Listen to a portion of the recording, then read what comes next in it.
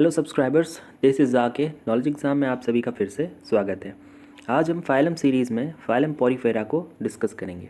बिना time waste किए चलिए शुरू करते हैं। तो सबसे पहली बात, फाइलम पॉरीफेरा का नाम किसने दिया? तो रॉबर्ट ग्रांट ने। डायरेक्ट क्वेश्चन इससे भी बनता है कि phylum Porifera was named by Robert grant. तब इंपॉर्टेंट कैरेक्टर्स को देखते हैं। इसमें सबसे पहला है कि कॉमनली हम लोग पॉरीफेरा के मेंबर्स को स्पॉन्जेस के नाम से जानते हैं, और इन्हीं स्पॉन्जेस की स्टडी को क्या कहते हैं हम? पैराजूलॉजी। हर एक वर्ड क्या है इसमें, अपने आप में क्या है, क्वेश्चंस हैं सारे के सारे। तो जितने भी टर्म्स आएंगे, टर्मिनोलॉजीज आएंगी, हाईलाइटेड होंगे, सब पे क्वेश्चंस फ्रेम आसानी से हो सकते हैं। चलिए नेक्स्ट पॉइंट देखते हैं कि इनके मेंबर्स क्या हैं। सभी के सभी मेंबर्स एक्वाटिक हैं और सेसाइल हैं। यहाँ पर सेसाइल शब्द का मतलब क्या हुआ कि मूव नहीं करना, मूवमेंट शो नहीं करना, यानी एक जगह पर ये अटैच होते हैं, फिक्स्ड होते हैं, इनकी बॉडी मूव नहीं करती है। मोस्टली ये मराइन होते हैं, यानी मरीन वाटर में इनके ज़्यादातर मेंबर्स पाए जाएंगे, कुछ फ्रेश वाटर्स में भी पाए जाते हैं। अब इनको अकेले रहना भी पसंद है, साथ ही साथ कॉलोनीज बनाकर भी ये रहते हैं। अब इनकी बॉडी कैसी होती है? तो इनकी बॉडीज़ में पोर्स पाए जाते हैं, ठीक है, छोटे छोटे छेद होते हैं, उनको हम क्या कहते हैं? ऑस्टिया कहते हैं। अब इन्हीं ऑस्टिया से क्या होता है, इनकी बॉडी के अंदर पानी एंट्री करता है, और एक और ओपनिंग पाया जाता है इनमें जो कि बड़ा होता है, उसे हम क्या कहते हैं? ऑसिकुलम। अब जो पानी ऑस्टिया के थ्रू अंदर आया है इनकी बॉडी में, वो ऑसिकुलम के थ्रू बाहर जाता है। तो डायग्राम में और डिटेल से हम समझेंगे कि ऑस्टिया कहाँ पे होती है और ऑसिकुलम का स्ट्रक्चर कहाँ पे प्रेजेंट होता है, और बेसिकली पानी आता है और मूवमेंट करके इसी के थ्रू वो बाहर निकल जाता है। नेक्स्ट पॉइंट है हमारा कि इनके मेंबर्स ज़्यादातर क्या होंगे? एसिमेट्रिकल होंगे, यानी कोई सिमेट्री नहीं शो करेंगे। लेकिन एक एक्सेप्शन के रूप में हमें याद रखना है कि इनके एक मेंबर है ल्यूकोसोलेनिया। इसमें किस टाइप की सिमेट्री पाई जाती है? तो रेडियल सिमेट्री इसमें पाई जाती है, ठीक है। तो जनरली अगर बात करें तो ये मोस्टली एसिमेट्रिकल होते हैं, लेकिन इसमें एक मेंबर है जिसमें रेडियल सिमेट्री पाई जाती है। नेक्स्ट है कि इनमें लेवल ऑफ ऑर्गेनाइजेशन कैसा है? ये होते हैं हमारे डिप्लोब्लास्टिक, ठीक, और इनमें सेलुलर लेवल ऑफ ऑर्गेनाइजेशन पाया जाता है, ठीक है, यानी जो इनकी पूरी बॉडी है वो बेसिकली सेल से ही बनी है, और इनमें जर्म्स लेयर्स कितनी होती हैं? 2, डेट इज़ डिप्लोब्लास्टिक। अब देखते हैं डिटेल में इनके बॉडी को। तो इनका बॉडी वॉल बेसिकली क्या है? 3 हिस्सों में डिवाइड होता है। पहला है हमारा आउटर पिनाकोडोम। आउटर पिनाकोडोम कहते हैं हम लोग पहले हिस्से को, जो कि बाहर वाला हिस्सा है, ठीक है, और इसका ओरिजिन कैसा है? एक्टोडर्मल ओरिजिन का है। इसी आउटर पिनाकोडोम में हम लोग 2 टाइप ऑफ सेल्स देखते हैं, that is pinacocytes and porocytes. यहाँ पर हमें ध्यान रखना है कि इनका शेप कैसा होता है। डायरेक्टली क्वेश्चन इनसे भी बन सकता है कि भाई पिनाकोसाइट्स जो कि आउटर पिनाकोडोम में पाए जाते हैं, उनका शेप कैसा होता है? फ्लैट होता है, ओवल होता है, सर्कुलर होता है, क्या होता है, ठीक है। तो पिनाकोसाइट्स का शेप कैसा होगा? फ्लैट होंगे, और पोरोसाइट्स कैसा होगा? ओवल होंगे। डायग्राम में ये हम आगे चलकर अभी देखेंगे कुछ ही देर में। चलिए अगला देखते हैं। बॉडी की बात कर रहे थे, तो इनका बॉडी का दूसरा पार्ट क्या है? इनर क्वानोडोम। इसका ओरिजिन कैसा है? एक्टोडर्मल ओरिजिन का है। और इनमें किस टाइप की सेल्स पाई जाएंगी? तो कॉलर सेल्स कहेंगे हम उन्हें, या फिर उनका दूसरा नाम है क्वानोसाइट्स, ठीक है। और ये कैसे होते हैं? ये फ्लाजिलेटेड होते हैं, ठीक है। ये एक यूनिक कैरेक्टर भी है। तो इंपॉर्टेंट कैरेक्टर हुआ, जो भी यूनिक कैरेक्टर होता है किसी भी फाइलम का, उसको आइडेंटिफाई करने में हमें मदद करता है ना। तो क्वानोसाइट्स अगर शब्द आ जाता है तो हमारे दिमाग में तुरंत क्लिक करना चाहिए कि भाई ये फीचर तो किस में है? पॉरीफेरा के अंदर है, ठीक है। नेक्स्ट है हमारा तीसरा part, that is between the above 2 layers, यानी जो अभी हमने पढ़ा कि आउटर पिनाकोडम और इनर क्वानोडम, इन दोनों के बीच एक लेयर पाई जाती है जिसे हम क्या कहते हैं? मेसेनकाइम कहते हैं। यहीं पर क्या प्रेजेंट होते हैं? एमीबोसाइट्स प्रेजेंट होते हैं, ठीक है। अब चलते हैं कुछ इंपॉर्टेंट सेल्स जो कि पॉरीफेरा में पाए जाते हैं, उनका स्पेसिफिक नाम होता है और स्पेसिफिक फंक्शन भी होता है, उसको देख लेते हैं। उनसे भी क्वेश्चंस क्या होते हैं? डायरेक्टली फ्रेम होते हैं। तो पहला है सेल्स एंड देयर फंक्शंस। तो इसमें क्या है? सबसे पहला है हमारा स्क्लेरोब्लास्ट। अब ये स्क्लेरोब्लास्ट क्या है?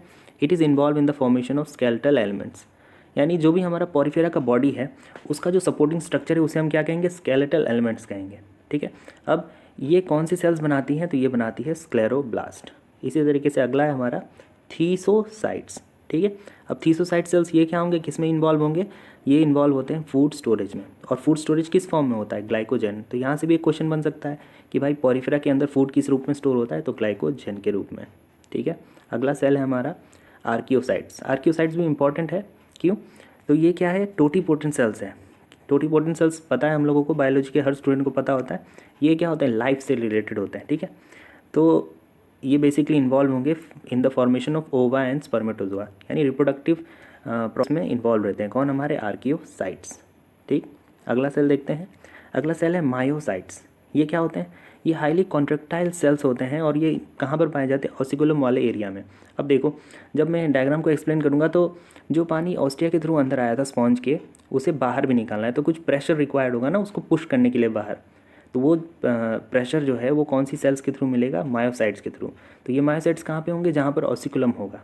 ऑसिकुलम को जब ये प्रेशर करके कॉन्ट्रैक्टाइल मतलब कॉन्ट्रैक्ट करेंगे तभी तो पानी क्या होगा? बाहर निकलेगा, है ना। तो ये क्या होते हैं? बहुत ज़्यादा कॉन्ट्रैक्टाइल सेल्स होते हैं, वो ये कॉन्ट्रैक्ट रिट्रैक्ट करते हैं बहुत आसानी से, और जो हेल्प करता है हमारे ऑसिकुलम को पॉरीफेरा के अंदर से पानी बाहर निकालने के लिए। ठीक है। नेक्स्ट है हमारा ट्रोफोसाइट्स। अब ट्रोफोसाइट्स क्या होता है? These are involve in the distribution of nutrients. ठीक है, यानी न्यूट्रिएंट्स का डिस्ट्रीब्यूशन कौन सी सेल करती है? मेनली ट्रोफोसाइट्स करते हैं। ये कुछ सेल्स थे और कुछ उसके इंपॉर्टेंट फंक्शंस थे। डायरेक्टली इनसे क्वेश्चंस फ्रेम होते हैं। चलिए, इतनी देर से मैं डायग्राम कर रहा था, फाइनली डायग्राम सामने आ गया है। तो ये रहा। अब देखिए ध्यान से, ये हमारा बेसिकली ल्यूकोसोलेनिया का ही एक हमने सेक्शन लिया है जिसमें मैंने अलग अलग पार्ट्स को लेबल किया है। सबसे पहले देखिए, ये डर्मल लेयर लिखा है मैंने। जो हम लोग आउटर पिनाकोडर्म पढ़ रहे थे, ये बेसिकली उसी को रिप्रेजेंट कर रहा है। तो सबसे बाहर वाला एरिया को हमने क्या कहा? Dermal layer. अब उसी तरह से हल्का सा अंदर जाएंगे तो ये मीजेनकाइम दिख रहा है बीच में, और उसके अंदर एकदम इनर पोर्शन में यहाँ पर जब जाएंगे तो वहाँ पर हमको दिख रहा है कोआनेटिक लेयर, है ना। यहीं पर कॉनोसाइट्स पाए जा रहे हैं। ठीक, तो ये हो गई हमारी लेयर्स के नाम। अब इसी तरीके से ये देखिए, ये वाला जो स्ट्रक्चर है सबसे ऊपर, इसको मैंने किया है, नाम दिया है ऑसिकुलम। इसी तरह से ये देखिए, छोटे छोटे पोर्स कटे हुए जो बेसिकली स्ट्रक्चर्स दिख रहे हैं, गैप जो है हमारा, वो बेसिकली पोर्स हैं, छोटे छोटे पोर्स हैं। इसका नाम दिया हमने डर्मल ऑस्टिया। ठीक है, तो यहाँ क्या होगा? एरो मैंने बना के रखा है कि एरो ये सिग्निफाई कर रहा है कि भाई इन पोर्स से पानी हमारे स्पॉन्ज के अंदर आ रहा है। और फिर मैंने एक डायरेक्शन दिखाया है कि एरो यहाँ से अंदर आया, फिर ऊपर दिखाया डायरेक्शन, यानी ये पानी यहाँ से अंदर आए और फिर इसी डायरेक्शन को फॉलो करते हुए ऑसिकुलम से बाहर निकल गए। ठीक है, अब ये पानी का बेसिकली क्या है? ये एक यूनिक फीचर है। ये भी जिस तरह से वो सेल था कोआनोसाइट्स, ठीक है, उसी तरह से ये पानी का एंट्री आने का सिस्टम, इसको हम लोग कहते हैं पॉरीफेरा में वाटर कैनाल सिस्टम। ये भी क्या है? एक यूनिक फीचर है ऑफ पॉरीफेरा। ठीक, जिस तरीके से पानी अंदर आता है और जिस रास्ते को फॉलो करके बाहर जाता है, उसी को हम लोग पॉरीफेरा में वाटर कैनाल सिस्टम कहते हैं। ठीक है, तो ये भी एक इंपॉर्टेंट फीचर है जो कि सिर्फ और सिर्फ पॉरीफेरा में पाया जाता है। तो इससे भी क्वेश्चंस फ्रेम होते हैं। और अच्छे से समझने के लिए थोड़ा एनलार्ज करते हुए इसके डायग्राम को देखते हैं और कुछ सेल्स को भी समझेंगे। दैट इज़, ये देखिए, मैंने पहले भी कहा था आउटर वाली लेयर में दो टाइप ऑफ सेल्स पाई जाती हैं, that is pinacocytes and porocytes. ये रहा पोरोसाइट हमको दिख रहा है डायग्राम में। बेसिकली ये क्या है? पोर मतलब छेद, वही। तो यही ऑस्टिया है हमारा। ठीक है, इनका शेप भी मैंने मेंशन किया है, ये किस तरीके के शेप के होते हैं? ओवल शेप के होते हैं। और हमारा पिनाकोसाइट किस तरीके का सेल होता है? फ्लैट होता है। अब ये देखिए, अंदर के लेयर्स क्या हैं? क्वानोसाइट्स हैं, और ये क्या है? देखिए फ्लाजिला भी इनमें बना हुआ है। और उसी के बाद क्या है? हमारा स्पॉन्जोसील है। यहाँ का स्ट्रक्चर को हमने क्या किया है? मैग्नीफाई करके बनाने की कोशिश की है। अब देखिए बीच में क्या है? बीच में एक लेयर मैंने बताया था ना, मीजेनकाइन वाला लेयर, वो वाला प्रेजेंट है यहाँ पर। और इसी मीजेनकाइन में क्या है? एमीबोसाइट्स प्रेजेंट है। साथ ही साथ क्या है? एक और चीज़ देखना है, स्पिक्यूल्स। स्पिक्यूल्स मैंने बताया था, एक्सप्लेन किया था। स्पिक्यूल्स क्या होंगे? जो स्केलेटल एलिमेंट्स होते हैं ना, वही क्या होते हैं? या तो वो स्पॉन्जिन फाइबर से बने होंगे या फिर स्पिक्यूल से। ये लोग क्या करते हैं? जो मेन पॉरीफेरा की बॉडी होती है उसे सपोर्ट प्रोवाइड करते हैं। जिस तरीके से हमारी बॉडी को कौन सपोर्ट प्रोवाइड करता है? स्केलेटन। तो वैसे ही पॉरीफेरा के अंदर जो स्केलेटन होगा वो क्या होगा? स्पिक्यूल से बना होगा या फिर स्पॉन्जिन फाइबर से बना होगा। और डिटेल में उसको देखेंगे जब हम लोग पॉरीफेरा की क्लासिफिकेशन को पढ़ेंगे। चलिए नेक्स्ट देखते हैं। और भी कुछ कैरेक्टर्स हैं पॉरीफेरा के, उनको देख लेते हैं। जैसे कैनाल सिस्टम, जो मैंने पहले ही मेंशन किया था, या फिर इसका दूसरा नाम है वाटर ट्रांसपोर्ट सिस्टम। ये एक यूनिक फीचर है, पहले भी बताया था मैंने। अब ये हेल्पफुल किस में है? काम किस आता है? किस में आता है? पानी क्यों आ रहा है पॉरीफेरा के अंदर, ये जानने की कोशिश करते हैं। तो ये बेसिकली हेल्पफुल होता है फूड गैदरिंग में, ठीक है, रेस्पायरेशन एक्सचेंज में और वेस्ट रिमूवल में। अब देखिए हमारा पॉरीफेरा चल फिर तो सकता नहीं है कि नहीं? तो भाई इसका फूड कहाँ से आएगा? कहाँ से ये खाने पीने का जुगाड़ करेगा और अपना वेस्ट मटेरियल को अपनी बॉडी से कैसे निकालेगा? तो जो पानी अंदर आएगा भाई, पानी के साथ कुछ ना कुछ फूड मटेरियल उसके खाने लायक तो आ ही जाएगा। अब भाई वेस्ट मटेरियल बाहर भी निकालना है, तो वो पानी क्या कर रहा है? बाहर भी तो निकाल रहा है। तो उसी पानी के थ्रू वो अपना वेस्ट मटेरियल को बाहर भी रिमूव कर सकता है। यहाँ तक कि फर्टिलाइजेशन में भी ये हेल्प करता है। ठीक है, जो स्पर्मेटोजोआ है उससे जो निकलेगा स्पर्म, वो क्या होगा?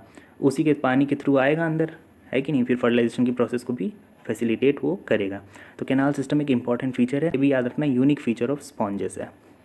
नेक्स्ट पॉइंट है हमारा कि हमारा प्रोटोजोआ पॉरीफेरा में न्यूट्रिशन कैसा होता है, तो ये होलोजोइक होता है, याद रखना है हमें। और डाइजेशन किस तरीके का होता है, इंट्रासेलुलर। और कहाँ पर मेनली अकर करता है ये digestion, mainly occurs in food vacuoles जिनका नाम of choanocytes and it is generally then followed by amoebocytes. तो याद रखना है न्यूट्रिशन कैसा है, होलोजोइक है, और डाइजेशन इंट्रासेलुलर होता है। ये टर्म्स याद रखना है हमें, एग्जाम में इंटरसेलुलर इंट्रासेलुलर में कन्फ्यूजन होने लगेगा, ठीक है। तो डाइजेशन क्या है, इंट्रासेलुलर, ठीक। And mainly occurs in food vacuoles. Intracellular मतलब, इंटर मतलब क्या होता है, दो सेल के बीच में, और इंट्रा मतलब सेल के अंदर, ठीक है। तो इंट्रा मतलब सेल के अंदर डाइजेशन हो रहा है, यानी हमारे जो कोआनोसाइट्स हैं वो डाइजेशन में का इंपॉर्टेंट रोल प्ले कर रहे हैं, किसमें, पॉरीफेरा के अंदर, ठीक है। नेक्स्ट है हमारा स्केलेटन। अब देखिए स्केलेटन क्या होता है, इंटरनल होता है। अभी मैंने डायग्राम में भी देखा था, वो जो स्पिक्यूल्स था वो बेसिकली स्केलेटल एलिमेंट था, ठीक है। अब वो अलग अलग कंपोनेंट से बने होते हैं, अलग अलग एलिमेंट्स से बने होते हैं। जैसे कि कुछ स्पिक्यूल्स बने होंगे कैल्शियम के, कुछ सिलिकॉन के। तो कैल्शियम वाले को हम लोग कहेंगे कैल्केरियस स्पिक्यूल, सिलिकॉन वाले को सिलिशियस स्पिक्यूल कहेंगे, या फिर इन स्पिक्यूल्स की जगह पर क्या बना होगा, स्पॉन्जिन फाइबर से बने होंगे। और इनका लोकेशन मैंने डायग्राम में दिखाया था, कहाँ पर होते हैं वो, मेसेनकाइम में, ठीक है। जिस तरह से मैंने एग्जांपल क्या दिया था, स्क्लेरोब्लास्ट, ये किस में इन्वॉल्व है, फॉर्मेशन ऑफ स्पिक्यूल्स, है ना। एंड स्पॉन्जियोब्लास्ट, ये क्या बनाते हैं, स्पॉन्जिन फाइबर। ये बेसिकली सेल्स हैं जो हमने अभी पढ़ा था, सेल्स एंड देयर फंक्शन में। तो स्क्लेरोब्लास्ट क्या बना रहा है, स्पिक्यूल्स को बना रहा है, एंड स्पॉन्जियोब्लास्ट क्या बना रहा है, स्पॉन्जिन फाइबर को। ये लोग क्या हैं, स्केलेटल एलिमेंट्स हैं जो पॉरीफेरा के बॉडी को सपोर्ट करते हैं, ठीक है। नेक्स्ट देखते हैं, अब इनमें रेस्पायरेशन और एक्सक्रीशन क्या हो रहा है, ठीक। तो देखिए रेस्पायरेशन एंड एक्सक्रीशन अमोनिया का होता है इनमें, ठीक है। यानी इनका एक्सक्रीटरी प्रोडक्ट क्या है, बेसिकली अमोनिया है। और कैसे होता है, bye diffusion of gases through the body surface. यानी इनके पास कोई स्पेशल ऑर्गन वगैरह नहीं है, इनके बॉडी सरफेस से ही ये लोग क्या कर देते हैं, रेस्पायरेशन और एक्सक्रीशन की प्रोसेस को पूरा कर लेते हैं, ठीक। नेक्स्ट है हमारा रिप्रोडक्शन। ये भी एक इंपॉर्टेंट फीचर है जिससे डायरेक्ट क्वेश्चन बनते हैं। क्वेश्चन तो क्या, देखिए जितने भी हाईलाइटेड पॉइंट्स है ऑलमोस्ट हर चीज़ आपको कलरफुल दिख रही होगी, तो सबसे क्या है, अपने आप में सबके सब एक क्वेश्चन है, ठीक है। तो रिप्रोडक्शन देखते हैं। रिप्रोडक्शन होता है इनमें ए सेक्सुअल और सेक्सुअल दोनों। तो ए सेक्सुअल सबसे पहले देखें, तो ए सेक्सुअल का तरीका होगा इनका, या तो बडिंग से करेंगे या फिर फ्रेगमेंटेशन, या फिर इंपॉर्टेंट वाला तीसरा वाला है जेम्यूल्स, ठीक है। अब जेम्यूल्स क्या होंगे, जब जेम्यूल्स के थ्रू ये लोग रिप्रोड्यूस करेंगे तो उनमें क्या प्रेजेंट होंगे, आर्कियोसाइट्स, ठीक है। तो एनसीईआरटी में भी ये एग्जांपल दिया हुआ है जेम्यूल्स का, उसका डायग्राम भी बना हुआ है। डायग्राम कुछ इस तरीके का दिखता है, तो इसको मेंशन किया गया है क्या, जेम्यूल्स इन स्पॉन्ज। अब यहाँ पर जो देखिए, यहाँ से एक और चीज़ हम लोग समझ सकते हैं, अंदर वाले तो जेम्यूल्स हैं, गोल गोल वाला स्ट्रक्चर, लेकिन ये जो कांटेदार स्ट्रक्चर है ये क्या है, ये बेसिकली हमारा स्पिक्यूल्स है, जो मैं इतने देर से बता रहा था, ठीक। तो स्पॉन्जेस के अंदर अगर हम लोग देखें तो एसेक्सुअल रिप्रोडक्शन कौन से तरीके से हो सकता है, तो 3 तरीका याद रखना है, that is budding, fragmentation and gemmules, ठीक है। अब नेक्स्ट देखते हैं। नेक्स्ट है हमारा सेक्सुअल रिप्रोडक्शन। अब इनका सेक्सुअल रिप्रोडक्शन क्या है, तो सबसे पहली बात, स्पॉन्जेस क्या होते हैं, हर्माफ्रोडाइट होते हैं। और हर बायो को स्टूडेंट को पता होगा, हर्माफ्रोडाइट का मतलब है presence of male and female sex organ in the same individual. यानी एक ही इंडिविजुअल के अंदर मेल और फीमेल रिप्रोडक्टिव पार्ट्स का होना, ठीक है। तो ये क्या होंगे, हर्माफ्रोडाइट्स होते हैं। दूसरी बात, फर्टिलाइजेशन कैसा होता है, इंटरनल होता है और साथ ही साथ क्रॉस होता है। अब देखिए ये इनके स्ट्रक्चर में क्या है, male and female reproductive structure तो एक ही में है, तो इनमें हायर चांसेस क्या होनी चाहिए, क्रॉस फर्टिलाइजेशन का तो नहीं होना चाहिए, क्योंकि भाई ये सेल्फ फर्टिलाइजेशन हो जाना चाहिए, है कि नहीं। लेकिन ऐसी प्रोसेस को क्या किया गया, डिस्करेज किया गया, क्यों, और इनमें क्रॉस हो जाता है। क्रॉस किस तरीके से होगा, तो देखिए एक कंडीशन पाई जाती है इनमें, दैट इज़ प्रोटोगाइनस कंडीशन। अब प्रोटोगाइनस कंडीशन का मतलब क्या है, प्रोटोगाइनस कंडीशन यहाँ पर है कि प्रोटो का मतलब होता है पहले, और गाइनस का मतलब होता है फीमेल से संबंधित। तो यानी पॉरीफेरा में जो फीमेल रिप्रोडक्टिव पार्ट है वो पहले मैच्योर कर जाता है मेल से, ठीक। इस वजह से क्या होगा, फीमेल रिप्रोडक्टिव पार्ट पहले से मैच्योर हो गया और दूसरे किसी स्पंज का मेल रिप्रोडक्टिव पार्ट मैच्योर हुआ होगा, तो उनमें क्या होगा, उससे स्पर्मेटोजोआ निकलेगा और ये जो मैच्योर फीमेल रिप्रोडक्टिव पार्ट है इसको फर्टिलाइज कर देगा। और अंदर वाला जो पहले से इनमें मेल रिप्रोडक्टिव पार्ट था हमारे पॉरीफेरा के अंदर, वो तो मैच्योर अभी हुआ ही नहीं है कि वो सेल्फ फर्टिलाइजेशन कर सके, है ना। जब वो मैच्योर होगा तब वो अपना स्पर्मेटोजोआ को रिलीज़ करेगा और वो किसी और मैच्योर फीमेल रिप्रोडक्टिव पार्ट को फर्टिलाइज करेगा, ठीक है। तो ये हो गया इनका फर्टिलाइजेशन, हमें ध्यान रखना है इंटरनल होता है और साथ ही साथ कैसा होता है, क्रॉस फर्टिलाइजेशन होता है। नेक्स्ट है, हाँ, सेक्सुअल रिप्रोडक्शन में क्या होता है, लार्वल स्टेज भी पाया जाता है स्पॉन्जेस के अंदर। तो एग्ज़ाम में डायरेक्टली लार्वा से संबंधित क्वेश्चन आता है कि भाई ये लार्वा कौन से स्पॉन्जेस से रिलेटेड है। तो कुछ स्पॉन्ज के नाम होंगे और उनके लार्वा का नाम को हम लोग को कोरिलेट करके आंसर को टिक करना होता है। तो देखिए सबसे पहला है एम्फीब्लास्टुला। एम्फीब्लास्टुला किसका लार्वा है भाई, तो साइफा का लार्वा है। नेक्स्ट है हमारा पैरेनकाइमुला, ये किसका लार्वा है, ये है ल्यूकोसोलेनिया का। इसी तरीके से स्टीरियोगैस्ट्रुला, ये किसका लार्वा है, ये है यूप्लेक्टेला का। तो ये तीनों इंपॉर्टेंट लार्वा हैं, डायरेक्टली क्वेश्चन आते हैं इनमें कि which of the following is the larva of Euplectella. तो ये सारे ऑप्शंस में अवेलेबल होंगे और हमें सही आंसर टिक करना होगा। याद करने का एक छोटा सा सिंपल सा ट्रिक भी है, मैंने बनाया है, that is amphibian cycle parents league super entertaining है। यहाँ पर बहुत आसानी से देख सकते हैं हम लोग क्या, एम्फीबियन साइकिल यानी एम्फीब्लास्टुला किससे रिलेटेड है, साइफा से। ए फॉर एम्फीबिया है ना, तो एम्फीब्लास्टुला यहाँ से कोडिंग होगी और साइकिल से हमारा बन गया साइफा। इसी तरीके से पेरेंट्स लीग यानी पैरेनकाइमुला ल्यूकोसोलेनिया बन गया कोडिंग में। इसी तरीके से स्टीरियोगैस्ट्रुला का क्या है, सुपर एंटरटेनिंग है, यानी एस से सुपर है, एस से स्टीरियोगैस्ट्रुला और एंटरटेनिंग से बन गया हमारा यूप्लेक्टेला। ये भी कोडिंग काफ़ी अच्छी सी है, इसको याद करने में बहुत आसानी होती है। ठीक है, चलिए नेक्स्ट देखते हैं। अब फाइनली लास्ट स्टेज पे हम लोग जा रहे हैं, that is classification of phylum Porifera. तो इनको हम लोग 3 क्लासेस में बांटते हैं, किस बेसिस पर, तो इंपॉर्टेंट है याद रखना, on the basis of skeleton. मैं फिर से बता देता हूँ, स्केलेटन क्या है, ये है पॉरीफेरा के बॉडी को सपोर्ट करने वाला स्ट्रक्चर। ठीक, तो सबसे पहला क्लास है हमारा कैलकेरी। ठीक है, इनके कुछ फीचर्स हैं उसको देखते हैं। तो कैलकेरी में स्केलेटन किस चीज़ से बने होते हैं, वो बने होते हैं कैलकेरियस स्पिक्यूल्स से। ठीक है, इंपॉर्टेंट फीचर है, याद रखना है। नेक्स्ट है हैबिटेट, यानी कहाँ पर पाए जाएंगे, ये ज़्यादातर सबके सब मरीन होंगे और शैलो वाटर में पाए जाएंगे। ठीक है, इसके मेंबर्स। नेक्स्ट, इनमें वाटर कैनाल सिस्टम कैसा होता है, तो इनमें वाटर कैनाल सिस्टम एस्कॉन टाइप का होगा या फिर साइकॉन टाइप का। ठीक है, नेक्स्ट है हमारा एग्जाम्पल। एग्जाम्पल सबसे इंपॉर्टेंट होता है, एग्जाम्पल हमें याद रखना है और उनके क्लास को याद रखना है। तो याद रखें, हम लोग अभी क्लास कैलकेरी पढ़ रहे हैं और उसके कुछ एग्जाम्पल्स हैं, दैट इज़ ल्यूकोसोलेनिया।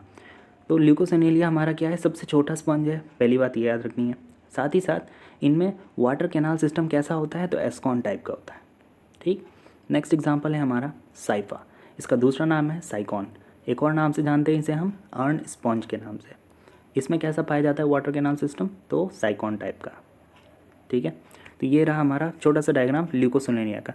बेसिकली ये कॉलोनी है उसकी, मैंने पहले ही बताया था स्टार्टिंग में, स्पॉन्जेस अकेले भी रहना पसंद करते हैं, साथ ही साथ कॉलोनीज बनाकर भी। ठीक है, नेक्स्ट है हमारा, ये देखिए, ये है साइकॉन का डायग्राम, इसमें अलग अलग स्ट्रक्चर्स मेंशन किए हुए हैं। तो बेसिकली ये है साइकॉन, इसका दूसरा नाम क्या है, अर्न स्पॉन्ज। नेक्स्ट देखते हैं, दूसरा क्लास है हमारा हेक्स एक्टिनिलिडा। ठीक है, नाम में हेक्स जुड़ा है यानी कुछ 6 से संबंधित होगा, 6 वर्ड्स हैं, उसी को देखते हैं। तो स्केलेटन इनमें क्या होगा, 6 रेड सिलीशियस स्पिक्यूल का बना होगा इनका स्केलेटल एलिमेंट। ठीक है, नेक्स्ट हैबिटेट क्या है, ऑल मरीन, सबके सब मरीन होंगे और कहाँ पर पाए जाएंगे, डीप सी वाटर में, शैलो नहीं, डीप सी वाटर। इसकी बात कर रहे हैं, second class, that is Hexactinellida. ठीक है, नेक्स्ट इनमें वाटर कैनाल सिस्टम कैसा होगा, तो भाई इनमें भी या तो एस्कॉन टाइप वाला होगा या फिर साइकॉन टाइप का होगा। ठीक है, नेक्स्ट है हमारा इनके एग्जाम्पल्स। मैंने पहले भी कहा था एग्जाम्पल ज़्यादा इंपॉर्टेंट है और किस क्लास के वो एग्जाम्पल हैं ये याद रखना है हमें। तो इसमें है सबसे पहला यूप्लेक्टेला। अब यूप्लेक्टेला के कुछ इंपॉर्टेंट पॉइंट्स भी हैं जो हमें ध्यान रखने हैं, that is Venus flower basket, यानी यूप्लेक्टेला का दूसरा नाम है वीनस फ्लावर बास्केट, या फिर इसको हम लोग एक और चीज़ से ये फेमस है, ये जापान में ब्राइड्स को गिफ्ट के रूप में दिया जाता है। ठीक है, तो याद रखना है हमें यूप्लेक्टेला। एक और इम्पॉर्टेंट बात यूप्लेक्टेला से संबंधित क्या है कि एक बंदा होता है डेट इज़ स्पॉन्जी कोला, जो कि एक क्रस्टेशियन है। ये क्या करता है, ये कॉमेंसलिज्म शो करता है किसके साथ, हमारे यूप्लेक्टेला के साथ। ठीक है, अब नेक्स्ट एग्जांपल है हमारा हाइलोनीमा, इसका दूसरा नाम है ग्लास रोप स्पंज। कॉमन नेम या फिर जो मैं दूसरा नाम बार बार कहता हूँ वो भी ध्यान रखना, एग्जाम में वो भी पूछ लिया जाता है कि ये किसका कॉमन नेम है करके। ठीक है, तो ये रहा हमारा Euplectella, that is Venus flower basket. ठीक है, चलिए नेक्स्ट देखते हैं। नेक्स्ट है हमारा फाइनल क्लास, डेट इज़ डेमोस्पोंजिया। तो डेमोस्पोंजिया में भाई स्केलेटन कैसे स्पिक्यूल का होगा या फिर 4 रेड सिलीशियस स्पिक्यूल का होगा। साथ ही साथ ये स्पॉन्जिन फाइबर से भी बने हो सकते हैं या फिर इन दोनों का मिक्सचर कॉम्बिनेशन के भी इनके स्केलेटल एलिमेंट्स बने हो सकते हैं। नेक्स्ट है हमारा हैबिटेट। तो हैबिटेट कैसा होगा, इनमें इनके मेंबर्स मरीन में भी पाए जाएंगे और कुछ मेंबर्स फ्रेश में भी पाए जाएंगे। नेक्स्ट है वाटर कैनाल सिस्टम कैसा होगा, तो ल्यूकॉन टाइप का। ठीक है, ध्यान रखना है ये इस क्लास डेमोस्पोंजिया में क्या है, ल्यूकॉन टाइप का हमें वाटर कैनाल सिस्टम देखने को मिलता है। नेक्स्ट एग्जाम्पल में सबसे पहला है यू स्पॉन्जिया, इसका कॉमन नेम है बेदिंग स्पॉन्ज। ऐसे भी क्वेश्चन आ जाएगा कि which of the following is known as the bathing sponge. तो एग्जाम्पल्स हमारे सामने है यू स्पॉन्जिया। नेक्स्ट है स्पॉन्जीला, ठीक है, इसका कॉमन नेम है फ्रेश वाटर स्पंज। इसी तरीके से नेक्स्ट एग्जाम्पल है हमारा लियोना, तो इसका कॉमन नेम है बोरिंग स्पंज। नाम क्या है, बोरिंग स्पंज। तो ये क्या होगा, basically harmful for the oyster. Oyster एक वो है हमारा एक जीव है जिसके लिए क्या होता है, हमारा लियोना हार्मफुल होता है, ये उसमें छेद कर देता है। ठीक है, नेक्स्ट है चलीना, इसका कॉमन नेम है मरमेड्स ग्लव्स। नेक्स्ट एग्जाम्पल, हाँ अब डायग्राम दिखा रहे हैं, डेट इज़ यूस्पोंजिया का। तो यूस्पोंजिया कुछ इस तरीके से दिखता है। इसी तरीके से ये हमारा the fresh water sponge that is Spongilla. ठीक है, तो फाइनली हमारा पॉरीफेरा से संबंधित जितने भी नोट्स के रूप में हमने सब कुछ डिस्कस किया, इंपॉर्टेंट पॉइंट्स को भी समझा। So this was all for today in this video and hope आपको ये वीडियो पसंद आया होगा। Ultimately thanks for watching, this was RK signing off from the knowledge exam team.